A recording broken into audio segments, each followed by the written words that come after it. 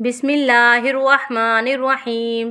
نبی کریم صلی اللہ علیہ وآلہ وسلم نے فرمایا، تمہاری اور یہود و نصارہ کی مثال ایسی ہے کہ کسی شخص نے کئی مزدور کام پر لگائے اور کہا کہ میرا کام ایک قرات پر صبح سے دوپہر تک کون کرے گا؟ اس پر یہودیوں نے صبح سے دوپہر تک اس کا کام کیا۔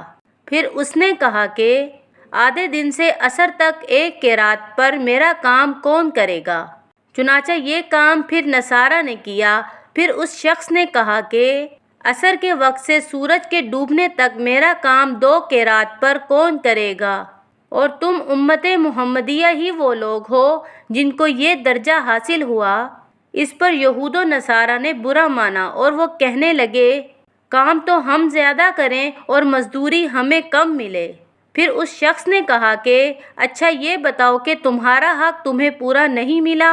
سب نے کہا کہ ہمیں تو ہمارا حق پورا مل گیا۔ اس شخص نے کہا، یہ پھر میرا فضل ہے، میں جسے چاہوں زیادہ دوں۔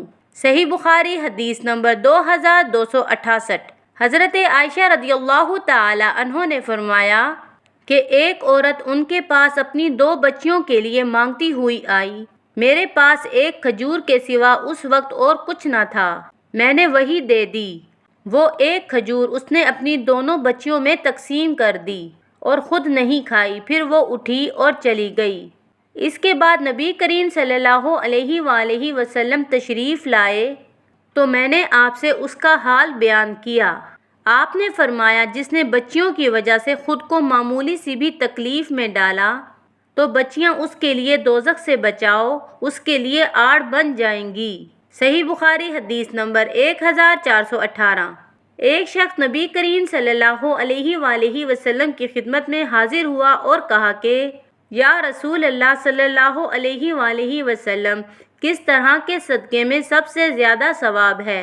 آپ نے فرمایا کہ اس صدقے میں جسے تم صحت کے ساتھ بخل کے باوجود کرو، تمہیں ایک طرف تو فقیری کا ڈر ہو اور دوسری طرف مالدار ہونے کی تمنا اور امید ہو، اور اس صدقہ خیرات میں ڈھیل نہ ہونی چاہیے کہ جب جان حلق پر آ جائے تو اس وقت کہنے لگے کہ فلاں کے لیے اتنا اور فلاں کے لیے اتنا، حالانکہ وہ تو اب فلاں کا ہو چکا۔